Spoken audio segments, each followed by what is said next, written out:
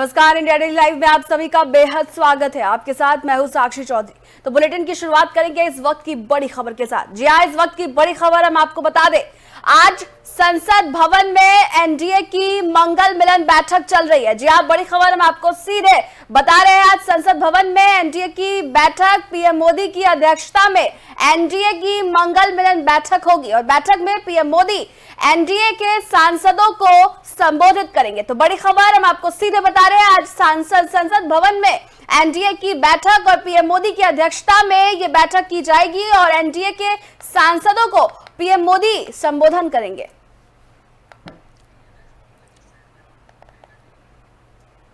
वहीं अगली खबर, एक और बड़ी खबर हम आपको बता दें, मॉनसून सत्र का आज 7वां दिन। जी हां, मॉनसून सत्र का आज 7वां दिन। संसद में आज एंटी पेपर लीक बिल पर चर्चा हो सकती है। जी हां, बड़ी खबर हम आपको सीधे बता रहे हैं। वही बिल पर चर्चा के लिए विपक्ष भी तैयार हो गया है। तो बड़ी खबर हम आपको सीधे बता रहे हैं, सरकार की कोशिश है कि आज लोकसभा से ये बिल पारित हो जाए और परीक्षा में धांधली रोकने पर पूरा फोकस किया जाएगा। तो बैठक, बड़ी खबर, जहां पेपर लीक पर सख्त कानून बनाने की दिशा में बड़ा कदम उठाया जा सकता है। मॉनसून सत्र का आज 7वां दिन और पेपर लीक पर बड़ी जो बातचीत है और जो बड़ी जो बिल है, पेपर लीक बिल पर चर्चा हो सकती है।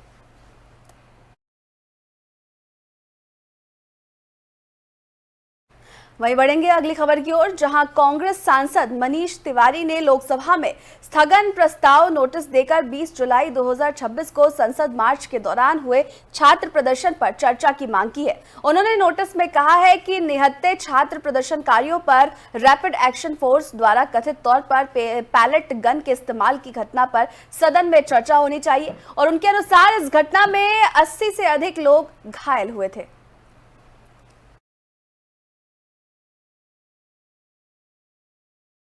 तो रुख करेंगे अगली खबर की, जहां संसद के मॉनसून सत्र में आज कावेरी जल विवाद पर एक बार फिर से सियासी और संवैधानिक बहस का बड़ा मुद्दा बन सकता है। कांग्रेस सांसद मणिकम टैगोर ने लोकसभा में काम रोको प्रस्ताव का नोटिस देकर कावेरी नदी पर तमिलनाडु के अधिकारों और कर्नाटक में प्रस्तावित मेकेदातु परियोजना के गंभीर प्रभावों पर तत्काल चर्चा की मांग की है। उनका कहना है कि इस मुद्दे पर केंद्र सरकार के हालिया जवाब से तमिलनाडु के हित प्रभावित हो सकते हैं और ऐसे में विपक्ष इस मामले पर सरकार को सदन में घेरने की तैयारी में है, जबकि कावेरी जल बंटवारे और जो मेकेदातु परियोजना है उसको लेकर के एक बार फिर से राजनीतिक और कानूनी बहस जो है वो तेज हो गई है।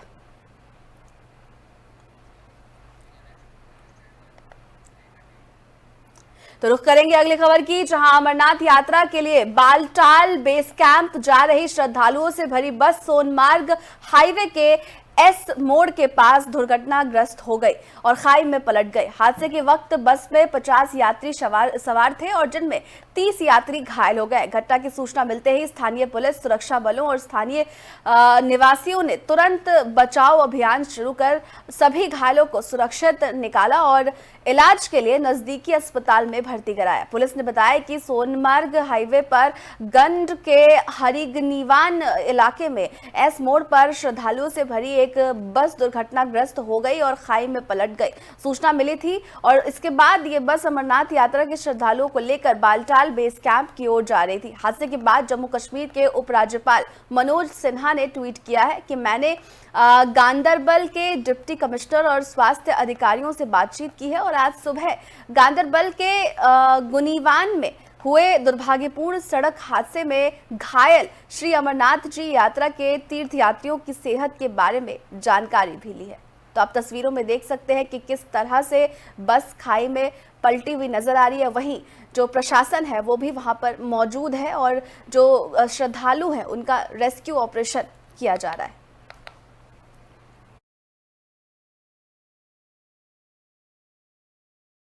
वहीं बढ़ेंगे अगली खबर की ओर, जहां पश्चिम बंगाल सरकार के मंत्री दिलीप घोष ने सिवान में छात्र प्रदर्शन के दौरान हुई पुलिस कार्रवाई का समर्थन करते हुए कहा कि कोई भी कानून अपने हाथ में नहीं ले सकता और जहां भी ऐसी स्थिति बनेगी सरकार व्यवस्था बनाए रखने के लिए आवश्यक कदम उठाएगी। नई और वहीं कॉमनवेल्थ गेम्स 2026 को लेकर उन्होंने भारतीय खिलाड़ियों के प्रदर्शन पर भरोसा जताते हुए कहा है कि पिछले कुछ वर्षों से भारत में कॉमनवेल्थ, एशियन गेम्स और ओलंपिक जैसे बड़े खेल आयोजन में लगातार बेहतर प्रदर्शन किया है और उनके मुताबिक ये एक लंबी प्रक्रिया का परिणाम है और आने वाले समय में भी भारतीय खिलाड़ी अधिक से अधिक पदक जीतकर देश का नाम रोशन करेंगे। कोई भी कानून हाथ में नहीं ले सकता है, कहीं भी हो सरकार उसका देखेगा, व्यवस्था पूरा होगा इसका।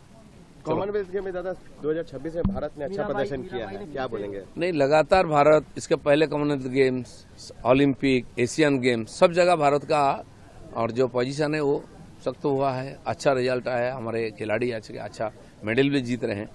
तो एक लंबा प्रोसेस है गेम्स के लिए, स्पोर्ट्स के लिए।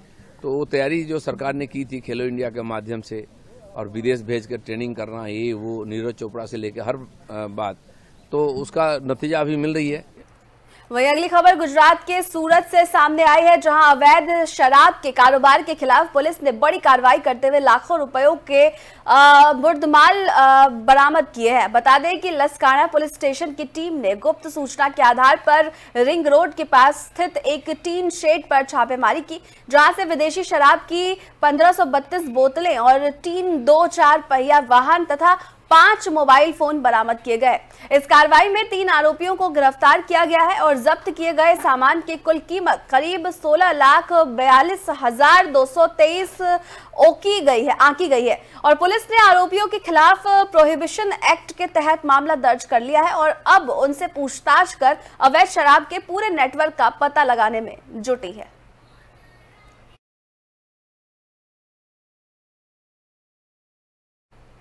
वहीं बढ़ेंगे अगली खबर की ओर। आपको बता दें कि अगली खबर महाराष्ट्र के वर्धा से सामने आई है। महाराष्ट्र के वर्धा में लोकल क्राइम ब्रांच ने अवैध शराब के कारोबार के खिलाफ बड़ी कार्रवाई करते हुए 24 पेटी देशी शराब और 1 4 पहिया वाहन जब्त किया है। पुलगांव डिवीजन में पेट्रोलिंग के दौरान मुखबिर से मिली सूचना के आधार पर पुलिस ने कार्रवाई की है।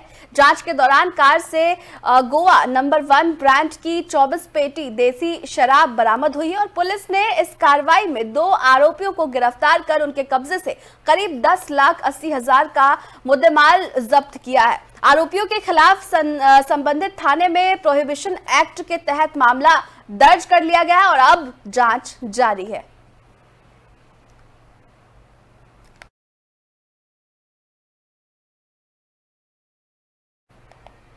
वहीं अगली खबर राजस्थान के भरतपुर जिले से सामने आई है, जहां मुख्यमंत्री भजनलाल शर्मा के प्रस्तावित दौरे को लेकर तैयारियां अंतिम चरण में पहुंच गई है। बता दें कि मुख्यमंत्री 29 जुलाई को वैर उपखंड के गांव खेरकली गुर्जर पहुंचकर सैनिक कन्या स्कूल का शिलान्यास करेंगे और इससे पहले गृह राज्य मंत्री जवाहर सिंह बेढम, वेर विधायक बहादुर सिंह कोली और अन्य जनप्रतिनिधियों ने प्रशासनिक अधिकारियों के साथ कार्यक्रम स्थल का निरीक्षण किया। इस दौरान बैठक व्यवस्था, पेयजल, बिजली, इंटरनेट, पार्किंग, मोबाइल, टॉयलेट और सभा स्थल तक पहुंचने वाले मार्ग सहित सभी व्यवस्थाओं की समीक्षा की गई। बता दें कि अधिकारियों को आवश्यक दिशा निर्देश दिए गए हैं और ताकि मुख्यमंत्री का दौरा और शिलान्यास कार्यक्रम सुचारू रूप से संपन्न हो सके।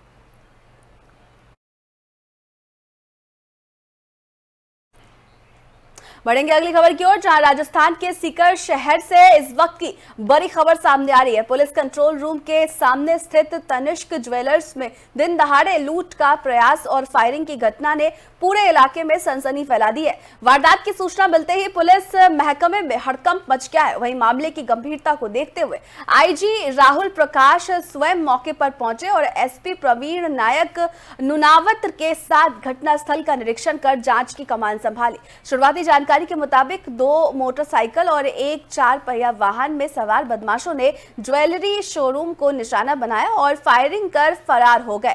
पुलिस ने जिले भर में नाकाबंदी कर सर्च ऑपरेशन शुरू कर दिया है और सीसीटीवी फुटेज सहित तकनीकी साक्ष्यों के आधार पर आरोपियों की तलाश तेज कर दी गई है।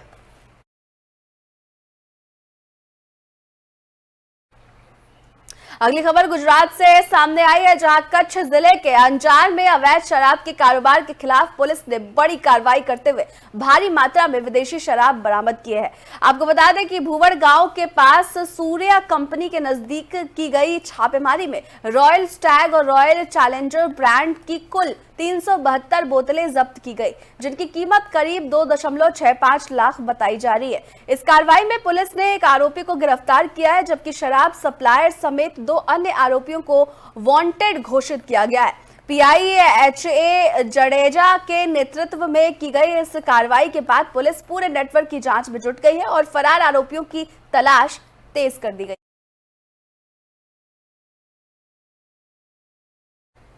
तो चलिए बढ़ेंगे अगली खबर की ओर, जहां राजस्थान के हनुमानगढ़ में जिला पुलिस अधीक्षक बी आदित्य ने गोलूवाला और सदर थाना के निरीक्षण का कानून व्यवस्था की समीक्षा की है और इस दौरान उन्हें पुलिस जवानों ने गार्ड ऑफ ऑनर दिया है। आपको बता दें कि एसपी ने थाना स्टाफ के साथ बैठकर अपराध नियंत्रण, लंबित मामलों के निस्तारण और पुलिस कार्य में आने वाली चुनौतियों पर चर्चा की है। बता दें कि निरीक्षण के दौरान उन्होंने मालखाना, हवालात, रिकॉर्ड रूम और अन्य शाखाओं को जायजा लिया तथा पुलिस मुख्यालय के दिशा निर्देशों का प्रभावी पालन सुनिश्चित करने के निर्देश भी दिए और साथ ही नशा तस्करी और गैंगस्टरों के खिलाफ सख्त और प्रभावी कार्रवाई, अपराध नियंत्रण के लिए लगातार अभियान चलाने और आमजन की समस्याओं का संवेदनशीलता के साथ समाधान करने पर विशेष जोर दिया। वहीं बढ़ेंगे अगली खबर की ओर, जहां महाराष्ट्र के भंडारा जिले में पुलिस ने मादक पदार्थों की तस्करी के खिलाफ बड़ी कार्रवाई करते हुए करीब 200 किलो गांजा जब्त किया है। गुप्त सूचना के आधार पर पुलिस को जानकारी मिली थी कि एक ट्रक में गांजा भरकर मुंबई ले जाया जा रहा था और इसके बाद साकोली के पास देर रात वाहन जांच के दौरान संदिग्ध ट्रक को रोककर तलाशी ली गई, जिसमें करीब 200 किलो गांजा बरामद हुआ। जब्त किए गए गांजे की कीमत लगभग 1 करोड़ बताई जा रही है और पुलिस ने कार्रवाई के दौरान ट्रक को जब्त कर 2 आरोपियों को हिरासत में भी लिया। फिलहाल आरोपी से पूछताछ की जा रही है और ये पता लगाया जा रहा है कि इस तस्करी नेटवर्क से और कौन-कौन लोग जुड़े हैं। काल 27/7/2026 रोजी भंडारा जिल्ह्याचे साकोली पोलीस स्टेशन अंतर्गत एक गांजेवर मोठी कारवाई भंडारा पोलिसांनी केलेली आहे। याच्यामध्ये जे सेंदूर वाफा टोल नाका आहे तिथे गोपनीय माहितीच्या आधारावर एक गाडी आम्ही इंटरसेप्ट केले। त्या गाडीमध्ये 200 केजी गांजा जप्त भंडारा पोलिसांनी केलेला आहे। याच्यामध्ये 2 आरोपी आतापर्यंत अटक झालेले आहे आणि यामध्ये जे मुद्देमाल आहे गांजेची किंमत सुमारास 1 कोटीची आहे आणि टोटल मुद्देमाल मिळून 1,34,80,000 रुपयाचा मुद्देमाल भंडारा पोलिसांनी जप्त केलेला आहे। त्याचा फॉरवर्ड आणि बॅकवर्ड लिंकेज। तो फिलहाल के लिए इस बुलेटिन में बस इतना ही। देश और दुनिया की बड़ी खबरों से जुड़े रहने के लिए देखते रहिए इंडिया डेली लाइव। नमस्कार।